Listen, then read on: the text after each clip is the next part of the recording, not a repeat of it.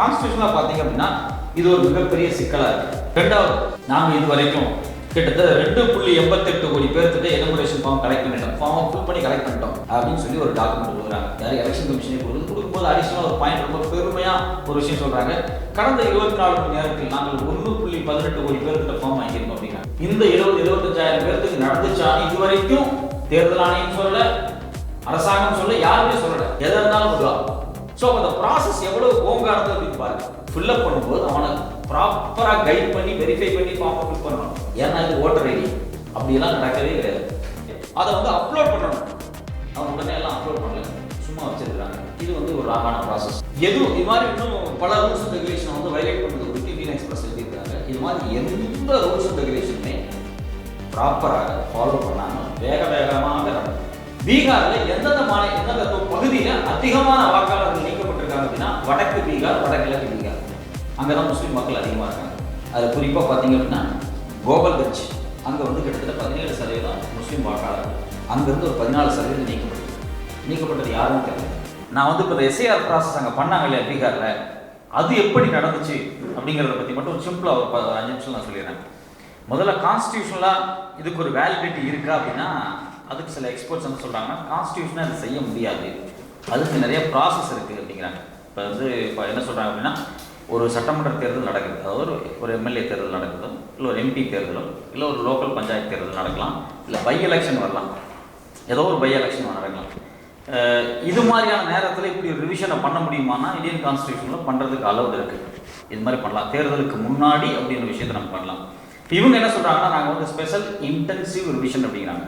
இது வந்து ரொம்ப ஸ்பெஷலாக பண்ணக்கூடிய ஒரு விஷயம் அப்படிங்கிறாங்க. இப்போ இதை செய்ய முடியுமா, கான்ஸ்டியூஷனில் ஏதாவது ப்ரொவிஷன்ஸ் இருக்குது அப்படின்னா ஒரே ஒரு ப்ரொவிஷன் இருக்குது. செக்ஷன் 21 1950 ரெப்ரசன்டேஷன் ஆஃப் பீப்புள் ஆக்டில் வந்து ஒரு போர்ஷன் இருக்குது. அதில் என்ன சொல்கிறாங்க, a special revision for a constituency or a part of a constituency with the Election Commission of India recording reasons for doing so அப்படின்னு சொல்லி ஒரு சின்ன ஒரு டேட்டா கொடுத்துருக்காங்க. அதில் அவங்க என்ன சொல்கிறாங்க அப்படின்னா இப்படி ஒரு விஷயத்தை ஸ்பெஷலாக செய்யணும் அப்படின்னா அதுக்கு ஒரு குவாலிஃபையிங் டேட்டை ஃபிக்ஸ் பண்ணி செய்யணும். ஒரு ஸ்பெஷல் பண்ணலாம், ஒரு குவாலிஃபையிங் டேட்டை ஃபிக்ஸ் பண்ணி பண்ணலாம். அந்த குவாலிஃபையிங் டேட் என்னவா இருக்கணும் அப்படின்னு கான்ஸ்டியூஷன் சொல்லுது, ரெப்ரசன்டேஷன் ஆஃப் பீப்புள் ஆக்ட் சொல்லுது. Qualifying date which under section 14 is the first day of January அப்படிங்கிறாங்க. ஸோ முதல்ல குவாலிஃபையிங் டேட் என்னன்னா, இப்போ தேர்தல் வரப்போகுதுன்னு வச்சுங்களேன், தேர்தலுக்கு முன்னாடி நமக்கு புதுசாக வாக்காளர் அட்டை கொடுப்பாங்க 18 வயசை தாண்டும் போது. யாரெல்லாம் 18 வயசை தாண்டுறாங்க அப்படிங்கிறது ஒரு பெரிய சிக்கலாக இருக்குல்ல. மேபி இந்த ப்ராசஸ் 3 மாதம் நடக்கும், 4 மாதம் நடக்கும், 6 மாதம் கூட நடக்கும். அப்போ 6 மாதம் கேப்பில் எவ்வளோ பேர் 18 வயசை தாண்டி வந்துடுவாங்கல்ல. ஸோ அப்போ ஒரு குவாலிஃபைங் டேட் ஃபிக்ஸ் பண்ணி ஜனவரி 1 அந்த ஆண்டு, இந்த ஆண்டுக்கு நீங்கள் வந்து தேர்தல் பட்டியலை நீங்கள் ரிவிஷன் பண்ணணும்னா ஜனவரி 1 2025 யாரெல்லாம் 18 வயசை தாண்டாங்களோ அவங்களுக்கு வாக்காளர்கிட்ட கொடுப்பாங்க. இதுதான் வந்து குவாலிஃபைங் டேட் வந்து ஃபிக்ஸ் பண்ணணும் ஒரு ரிவிஷன் பண்ணுறதுக்கு. இன்டென்சிவ் ரிவிஷனுக்கு இது பொறுத்து தான். பட் ஆனால் இவங்க குவாலிஃபைங் டேட்டா என்ன சொல்கிறாங்க அப்படின்னா ஜூன் 24 சொல்கிறாங்க. அது குவாலிஃபைங் டேட்டா கான்ஸ்டியூஷனில் ரெப்ரசன்டேஷன் பீப்புள் ஆக்டில் அலோடு கிடையாது. ரெண்டாவது, இதில் இன்னொரு முக்கியமான விஷயம் என்னன்னா ஸ்பெஷல் இன்டென்சிவ் ரிவிஷன் நடத்தலாம். இன்டென்சிவ் ரிவிஷனில் ஸ்பெஷல் ரிவிஷன் நடத்தலாம். வழக்கமாக நடத்துறது சம்மரி ரிவிஷன். ஸ்பெஷல் ரிவிஷன் நடத்தினாலும் ஒரு மாநிலத்தில் இருக்கக்கூடிய ஒரு கான்ஸ்டியூன்சி இருக்கு பார்த்தீங்களா, ஒரு எம்எல்ஏ தொகுதியோ ஒரு எம்பி தொகுதியோ இருக்கு பார்த்தீங்களா, அதுக்குள்ள நடத்திக்கலாம். அதுக்குள்ள ஏதோ ஒரு ரீஜனுக்குள்ள பண்ணிக்கலாமே தவிர ஒரு ஸ்டேட்டுக்கே இன்டென்சிவ் ரிவிஷன் பண்ணலாம் அப்படிங்கிறது கான்ஸ்டியூஷனில் அப்படி ஒரு போர்ஷன் கொடுக்கல. அப்படி ஒரு விஷயம் இல்லை. ஆனால் அவங்க பண்ணுறாங்க. இது குறித்து உச்சநீதிமன்றத்தில் ஒரு பெரிய விவாதமே இல்லை. கான்ஸ்டியூஷனில் ஒரு மொத்த மாநிலத்துக்கும் இன்டென்சிவ் ரிவிஷன் பண்ண முடியும் அப்படிங்கிறது குறித்து எந்த விதமான டிஸ்கஷன் சுப்ரீம் கோர்ட்லேயே நடக்கும். சுப்ரீம் கோர்ட்டாக இருந்தாலும் சரி, ஹைகோர்ட்டாக இருந்தாலும் சரி, இன்னைக்கு என்ன நிலைமையில் இருக்கு அப்படின்னு நமக்கு தெரியும். அதாவது வடிவேல் காமில் சொன்னால் பில்டிங் ஸ்ட்ராங்கு பேஸ்மெண்ட் வீக்னு சொல்கிற மாதிரி ஆர்குமெண்ட் எல்லாம் பயங்கர ஸ்ட்ராங்காக இருக்கும், தீர்ப்பு வரும்போது அது வேறு மாதிரி இருக்குது. இப்போ அது ஏன் அப்படின்னு தெரியல. ஸோ அது மாதிரி தான் போயிட்டு இருக்கு. எல்லாம் ஒரு 4-5 வருஷமாக பார்த்தாலே தெரியும். என்னோட வளவனுக்கு நல்லா தெரியும். ஏன்னா அவர் வந்து சுப்ரீம் கோர்ட் விஷயத்தை ரொம்ப தெளிவாக பார்ப்பார், மற்ற ஹைகோர்ட் விஷயத்தை தெளிவாக பார்ப்பார். அவருக்கு தெரியாது ஆர்குமெண்ட் நடக்கும்போது எப்படி நடக்கும், கடைசியில் தீர்ப்பாக ப்ரொடியூஸ் ஆகும்போது எப்படி மாறுது அப்படிங்கிறது தெரியல. ஸோ அப்படி நடக்குது. ஸோ கான்ஸ்டியூஷனாக பார்த்தீங்க அப்படின்னா இது ஒரு மிகப்பெரிய சிக்கலாக இருக்குது. ரெண்டாவது, நான் சொன்ன ஒரு பாயிண்ட், கான்ஸ்டியூஷனாக இது வந்து சிக்கலாக இருக்குது. இந்த ப்ராசஸ் எப்படி நடந்துச்சு, ஒரே மாதத்தில் ஒரு 7.5 கோடி மக்களை போய் இவங்க வந்து சந்திச்சு இவங்கள்ட்ட வந்து ஃபார்ம் வாங்குறது, பணியெல்லாம் வந்து இந்த ஃபார்ம்லாம் ஃபில்அப் பண்ணுங்க. 11 ஃபார்ம் சொல்கிறாங்க, 11 டாக்குமெண்ட் சொல்கிறாங்க. டாக்குமெண்ட்டோட சேர்த்து ஒரு இசிஐ ஃபார்மை ரெக்கார்ட் பண்ணுறாங்க. இதில் பார்த்தீங்க அப்படின்னா ஜூலை இவங்க வந்து ஜூன் 25 ப்ராசஸ் ஸ்டார்ட் பண்ணுறாங்க. மெயில் வந்து ப்ராசஸ் ஸ்டார்ட் பண்ணுறாங்க. ஜூலை 7 அறிவிப்பு வந்து 12 நாள் கழிச்சு பார்த்தீங்க அப்படின்னா நாங்கள் இது வரைக்கும் கிட்டத்தட்ட 2.88 கோடி பேர்த்திட்ட எனுமரேஷன் ஃபார்ம் கலெக்ட் பண்ணிட்டோம். ஃபார்மை ஃபில் பண்ணி கலெக்ட் பண்ணிட்டோம் அப்படின்னு சொல்லி ஒரு டாக்குமெண்ட் கொடுக்குறாங்க. யார் எலெக்ஷன் கமிஷனே கொடுக்கும்போது அடிஷனலாக ஒரு பாயிண்ட் ரொம்ப பெருமையாக ஒரு விஷயம் சொல்கிறாங்க. கடந்த 24 மணி நேரத்தில் நாங்கள் 1.18 கோடி பேர்த்திட்ட ஃபார்ம் வாங்கியிருக்கோம் அப்படிங்கிறாங்க. 24 ஹவர்ஸில் 1.25 கோடி பேருக்கு அப்ரோச் பண்ணுற அளவுக்கு இந்தியாவுடைய தேர்தல் ஆணையம் எஃபெக்டிவான விஷயமா, ரொம்ப எஃபெக்டிவாக செயல்படுதானா அப்படிலாம் வாய்ப்பே இல்லை. அதில் முக்கியமான விஷயம்னா ஒரு 1.25 கோடி பேருக்கு அவங்க சந்திக்கணும் அப்படின்னா குறைஞ்சபட்சம் ஒரு நிமிஷத்துக்கு 8200 ஃபார்மை ஃபில்அப் பண்ணி வாங்கணும். ஒரு செகண்டுக்கு 137 ஃபார்ம். இவ்வளவு பெரிய மெக்கானிசம் கிடையாது. ஏன்னா அந்த களத்தில் போய் மக்களை சந்திச்சு ஃபார்மை எழுதி வாங்குறவன் ரோபோட் எல்லாம் இல்லை, ஐஏஎஸ் ஆஃபீஸ் எல்லாம் கிடையாது, ஹைலி எஜுகேட்டர்லாம் ரொம்பலாம் கிடையாது. அந்த ஊருக்குள்ள இருக்கக்கூடிய அங்கன்வாடியில் வேலை செய்யக்கூடியவங்க, பள்ளிக்கூடத்தில் இருக்கக்கூடியவங்க, வேற ஏதாவது இருக்கக்கூடியவங்க. முக்கியமான விஷயம் என்ன அப்படின்னா இந்த ப்ராசஸ் அறிவிச்சு 24 ஹவர்ஸ்க்குள்ள இந்த ப்ராசஸ் ஸ்டார்ட் பண்ணிட்டாங்க. இவங்களுக்கு எல்லாத்துக்கும் எப்போ ட்ரைனிங் கொடுத்தீங்க? ஒரு பெரிய சொல்றாங்க, நாங்கள் வந்து கிட்டத்தட்ட ஒரு பெரிய டீமே வச்சு தான் வேலை பண்ணோம். அதுக்கு ஒரு நம்பர்ஸ் கொடுத்தாங்க. எக்ஸாக்டாக அந்த நம்பர்ஸ் கிட்டத்தட்ட 70,000 பேர் என்ன சொன்னாங்க. அந்த நம்பர்ஸ்க்கெல்லாம் நீங்கள் எப்போ ட்ரைனிங் கொடுத்தீங்க? ஒரு ட்ரைனிங் ப்ராசஸ் ஒரு ஸ்டாட்டிஸ்டிக்ஸ் டிபார்ட்மெண்ட் வந்து இந்தியா முழுக்க ஒரு ஸ்டாட்டிஸ்டிக்ஸ் எடுக்கிறதுக்கு முன்னாடி எந்த ஊழியர்களை பயன்படுத்த போகிறாங்க அப்படின்னு சொல்லிட்டு அவங்களுக்கு ரீஜன் லெவலில், பிளாக் லெவலில் ஒரு ட்ரைனிங் ப்ரோக்ராம் நடக்கும். ஒரு செமினார் மாதிரி நடக்கும். இதெல்லாம் நீங்கள் ஃபில்அப் பண்ணணும், இப்படியெல்லாம் பண்ணணும், இதெல்லாம் தேவை அப்படின்னு. அது மாதிரி ஒரு ட்ரைனிங் இந்த 70-75,000 பேர்த்துக்கு நடந்துச்சான்னு இது வரைக்கும் தேர்தல் ஆணையம் சொல்ல, அரசாங்கம் சொல்ல, யாருமே சொல்லலை. மாநில தேர்தல் ஆணையம், மாநிலத்தில் இருக்கக்கூடிய தேர்தல் ஆணையம் யாருக்கு இது ஒரு பெரிய கேள்வியாகவே இருக்கு. எங்க வச்சு இவங்களுக்கு ட்ரைனிங் கொடுத்தீங்க? திடீர்னு ஒரு 70-80,000 பேர் தேர்வு கொடுத்து நாங்கள் சர்வே பண்ண வைக்கிறோம் அப்படிங்கிறீங்களே. அப்போ அதே ஒரு பெரிய சந்தேகம். நீங்கள் வந்து ஒரு 10 நாள் 12 நாளுக்குள்ள நாங்கள் இவ்வளோ பேருக்கு சர்வே பண்ணோம் அப்படின்னு சொன்னாங்க. அதே ஒரு பொய் தான். ஸோ 12 நாளில் நாங்கள் 2-3 கோடி பேர்த்த முடிச்சிட்டோம் அப்படிங்கிறாங்க. பிற்பாடு பார்த்தீங்கன்னா ஜூலை 14 அதுல இருந்து ஒரு வாரம் கழிச்சு ஒரு 20 நாள், மொத்தமாக 20 நாள் கழிச்சு நாங்கள் 6.60 கோடி பேருக்கு கிட்டத்தட்ட 83% வாக்காளர்கள் நாங்கள் எல்லாத்தையும் வாங்கிட்டோம் அப்படின்னாங்க. அது ஒரு பெரிய அதிர்ச்சியாக இருந்துச்சு. எப்படி அதுக்குள்ளே வாங்க முடியும்? இதே மாதிரி ஒரு ப்ராசஸை அஸ்ஸாமில் நடத்தியிருக்காங்க சில வருஷத்துக்கு முன்னாடி. அதுக்கு 3 வருஷம் டைம் எடுத்துக்கிட்டாங்க. 4000 கோடிக்கு மேலே பணம் செலவாயிருக்கு. 4000 கோடி செலவு பண்ணி கிட்டத்தட்ட 3 வருஷம் உட்கார்ந்து அஸ்ஸாமில் இருக்கக்கூடிய வெளி மாநிலத்திலிருந்து, வெளிநாட்டிலிருந்து வந்த மைக்ரெண்ட் அப்படின்னு சொல்லி கண்டுபிடிக்கிறதுக்கு அவங்க ப்ராசஸ் பண்ணாங்க. அதுவே முடியல அப்படின்ட்டாங்க. அதுவே வந்து ஒரு ஃபுல் ஃப்ளெஜ்டான ஒர்க்கே இல்லை. 3 வருஷம் 4000 கோடி செலவு பண்ண ஒரு ப்ராசஸை இவங்க 1 மாசத்துல 10 நாள்ல 12 நாள்ல செஞ்சுட்டேன் அப்படின்னாங்க. ஸோ கொஞ்சம் யோசிச்சு பாருங்க. அஸ்ஸாமுக்கு இந்த வேகத்தில் அவங்க செஞ்சிருந்தாங்க அப்படின்னா 3 நாள்ல எஸ்ஐஆர் முடிச்சிட முடியும். அங்கே 3 கோடி மக்கள் தான். ஒரு நாளைக்கு 1.25 கோடி பேர் செக் பண்றாங்க. ஸோ ஒட்டுமொத்த இந்தியாவுக்கு பண்ணணும் அப்படின்னா ஒரு 3 மாசத்துல முடிச்சிடறாங்க. மொத்தமாக எல்லாத்தையும் செக் பண்ணுறது. இந்த இவ்வளவு பெரிய மெக்கானிசம் இந்தியாவில் இருக்கானே கிடையவே கிடையாது. அப்படிலாம் சிஸ்டமே இந்தியாவில் கிடையாது. இந்தியா வந்து சாதாரண நாடு கிடையாது. கிட்டத்தட்ட 130 கோடி மக்கள் இருக்காங்க. இப்படிலாம் பண்ணவே முடியாது. இது பாசிபிலிட்டியே கிடையாது. இது பாசிபிலிட்டியே கிடையாது அப்படிங்கிறதுக்கு இன்னொரு முக்கியமான விஷயம் என்னன்னா, எப்படி இந்த ப்ராசஸ் அங்கே நடந்தது அப்படிங்கிறத சொல்லி நான் ஒரு 2 நிமிஷம் முடிச்சிடறேன். பாரத் ஜோடோ அபிநய வாலண்டியர்ஸ் அப்படின்னு ஒரு டீம் போய் பீகாருக்கே போய் உட்காந்து இந்தியன் எக்ஸ்பிரஸ் சார்பாகவும் சரி இன்னும் பல டீம்ல போய் ஆய்வு பண்றாங்க.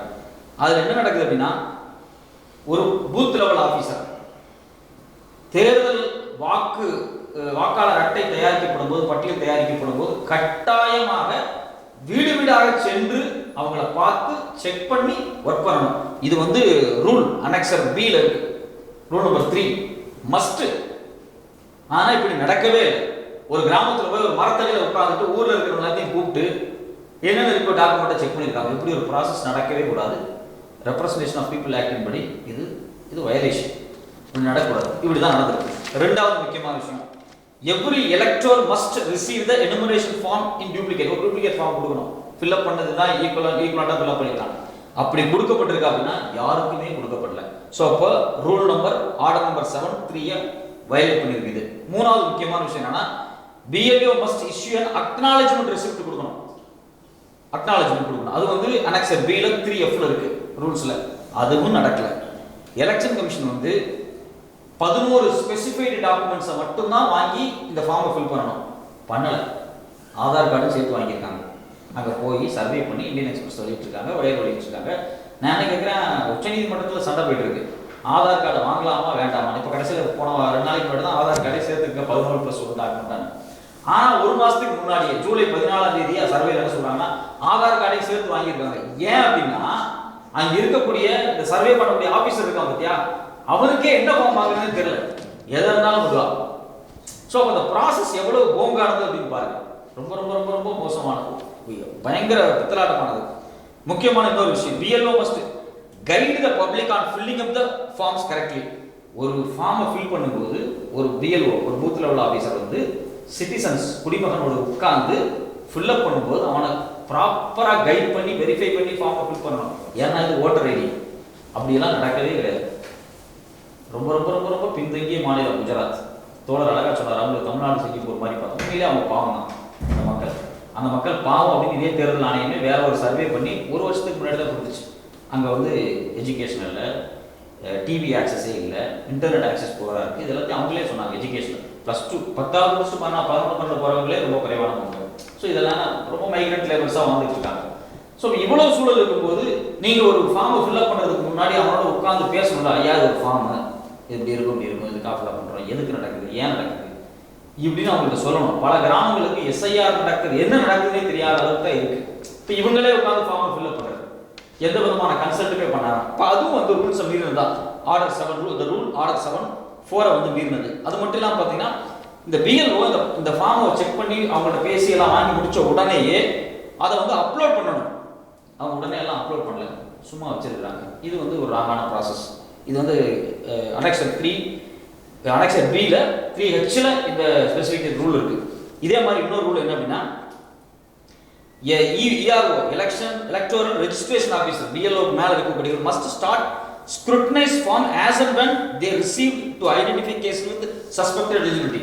ஃபார்ம் வந்த உடனே அந்த ஃபார்ம் கலெக்ட் பண்ணும்போதே, அந்த மேல இருந்து வரும்போதே, BLO வரும்போதே அதை செக் பண்ணி யாராவது ஃபிட் இல்லையா ஸ்க்ரூட்டனைஸ் பண்ணி செக் பண்ணணும். அப்படி ஏதாவது ப்ராசஸ் நடந்திருக்கு அப்படின்னா நடக்கல. எல்லாம் முதல்ல கலெக்ட் பண்ணிடலாம், அப்புறம் பார்த்துக்கலாம். ஸோ இது வந்து ரூல்ஸ் கிடையாது. இது மாதிரி இன்னும் பல விஷயங்கள் இருக்கு வெளிப்படையாகவே. எதுவும் இது மாதிரி இன்னும் பல ரூல்ஸ் அண்ட் ரெகுலேஷனை வந்து வயலேட் பண்ணுறது குறித்து இந்தியன் எக்ஸ்பிரஸ் எழுதியிருக்காங்க. இது மாதிரி எந்த ரூல்ஸ் அண்ட் ரெகுலேஷனுமே ப்ராப்பராக ஃபாலோ பண்ணாமல் வேகமாக நடக்கும். ஸோ இப்போ ஒரு கேள்வி வருது இல்லை, இவ்வளோ வேகமாக எதுக்கு சார், இவ்வளோ போலித்தனமாக இவ்வளோ வேகமாக எதுக்கு நடக்குது அப்படின்னா, இதனுடைய ரிசல்ட் வெளியே வரும்போது யாரெல்லாம் நீங்கள் தூக்கியிருக்கிறீங்க, எந்தெந்த கான்ஸ்டியூஷன் எடுத்துருக்கீங்க, எந்தெந்த கான்ஸ்டியூன்சி MLA MP தொகுதியிலேருந்து வெளியெடுத்துருக்கிறீங்க, அவங்களுடைய பேர் என்ன, பூத் என்ன, எல்லாத்தையும் கேட்குறாங்க. உச்சநீதிமன்றமே இதை வெளியிட சொல்லிட்டாங்க, இப்போதான் வெளியிட ஆரம்பிச்சிருக்கிறாங்க. இந்த வெளியீடு வர்றதுக்கு ஒரு 10 நாளைக்கு முன்னாடியே பத்திரிகைகளில் செய்தி வெளியே வந்துருச்சு. என்ன ஸ்க்ரோல் மாதிரியான பத்திரிகை என்ன எழுதுறாங்க அப்படின்னா, பீகாரில் எந்தெந்த பகுதியில் அதிகமான வாக்காளர்கள் நீக்கப்பட்டிருக்காங்க அப்படின்னா, வடக்கு பீகார், வடகிழக்கு பீகார். அங்கே தான் முஸ்லீம் மக்கள் அதிகமாக இருக்காங்க. அதில் குறிப்பாக பார்த்தீங்க அப்படின்னா கோபால்கஞ்ச், அங்கே வந்து கிட்டத்தட்ட 17% முஸ்லீம் வாக்காளர்கள். அங்கேருந்து ஒரு 14% நீக்கப்பட்டிருக்கு. நீக்கப்பட்டது யாருன்னு தெரியல. நம்ம வந்து இனிமேல் டேட்டா வந்துட்டு இருக்கு. இனிமேல் தான் வந்து ஒரு வாரத்தில் தான் டேட்டா வெளியே வரப்போகுது. பேர் இனிமேல் தான் தேடி எடுப்பாங்க. அதே மாதிரி புர்னியா அப்படின்னு ஒரு பகுதி, அங்கே 38% வாக்காளர்கள் இஸ்லாமியர்கள், அங்கேருந்து 10% காலி. கிஷான்கஞ்ச் 67%, அங்கே வந்து முஸ்லீம் வாக்காளர்கள் தான் மோஸ்ட்லி ஓட்ட MLA தான் ஜெயிப்பாங்க. ரொம்ப முக்கியமான தொகுதி. OWC கூட அந்த ஏரியாவில் ரொம்ப ஃபோக்கஸ் பண்ணி அவர் கட்சியை வளர்த்து வச்சிருக்காரு. ஸோ அங்கே பார்த்தீங்க அப்படின்னா கிட்டத்தட்ட 67% வாக்காளர்கள் இஸ்லாமியர்கள், அதில் 10% தூக்கியிருக்காங்க. இதே மாதிரி பகல்பூரில் 17% வாக்காளர்கள் இஸ்லாமியர்கள், அதில் வந்து கிட்டத்தட்ட 9.53%.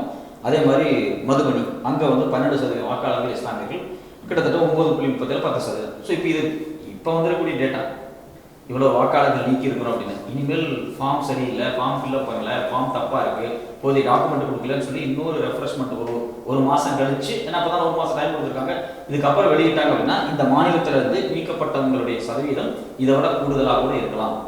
ஸோ அப்போ ஆட்டோமேட்டிக்காக என்ன கேள்வி வருதுன்னா, இஸ்லாமிய மக்கள் அதிகமாக இருக்கக்கூடிய பகுதி எல்லாத்தையும் காலி பண்ணுறாங்க.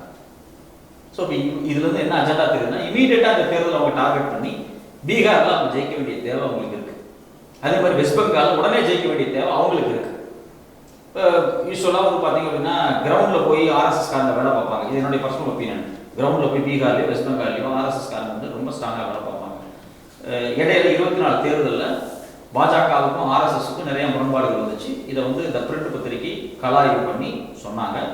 பல RSS காரர்கள் அவங்களுடைய பாஜகவினுடைய கேண்டிடேட்டுக்கு வேலை செய்யாமல் போனாங்க. கிட்டத்தட்ட 106, 108 கேண்டிடேட் வந்து வேற வேறு கட்சியிலிருந்து வந்தவங்க. இந்த முரண்பாடுகள் ஓடிக்கிட்டே இருந்துச்சு அவங்களுக்குள்ள. அதுக்கு பிறகு நிறைய பேச்சுவார்த்தைகள் ஆர்எஸ்எஸ்க்கும் பாஜகவுக்கும் நடந்துச்சு. கேரளாவில் நடந்துச்சு, ராஜ்நாத் சிங் வீட்டில் நடந்துச்சு. இது மாதிரி பல பேச்சுவார்த்தைகள் நடந்ததுக்கு பிறகு மகாராஷ்டிரா தேர்தலுக்கு ஆர்எஸ்எஸ் இறங்கி ஒரு கிட்டத்தட்ட ஒரு 40-50,000 குழுவாக இறங்கி வேலை பார்த்தாங்க. அதுக்கு பிறகு டெல்லி தேர்தலுக்கு இறங்கி வேலை பார்த்தாங்க.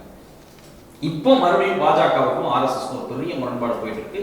அடுத்த பாஜக தலைவர் யாரு, 75 வயசுக்கு பிறகு மோடி நீக்கப்படணும், அடுத்த பிரதமர் யார் அப்படிங்கும்போது ஒட்டுமொத்தமாக பீகார்ல ஆர்எஸ்எஸ் களத்தில் இறங்கி வேலை செய்யாது அப்படிங்கிறது வந்து பாஜகவுக்கே தெரியும். ஸோ அல்டிமேட்டா நமக்கு இனிமேல் இருக்கிறது கவர்மெண்ட் மெக்கானிசம். ஏற்கனவே அதுதான் மோடி நம்புறாரு. ஒவ்வொரு இன்ஸ்டிடியூஷனாக கரெக்ட் பண்ணிட்டு வந்தாங்க, தேர்தல் ஆணையத்தை மொத்தமாக கரெக்ட் பண்ணுறாங்க. ரொம்ப முக்கியமான விஷயம் என்னன்னா, அந்த சிசிடிவி காட்சி ஏற்கனவே விவேக் பேசினாரு, விலவன் தோழன் பேசினாரு. ஹரியானா எலெக்ஷனில் சந்தேகம் இருக்கு, நீங்கள் வந்து இதை டாக்குமெண்ட்டை கொடுங்க, சிசிடிவி கொடுங்கன்னு கேட்குறாங்க. கேட்டு 24 மணி நேரம் தான் ஆகுது.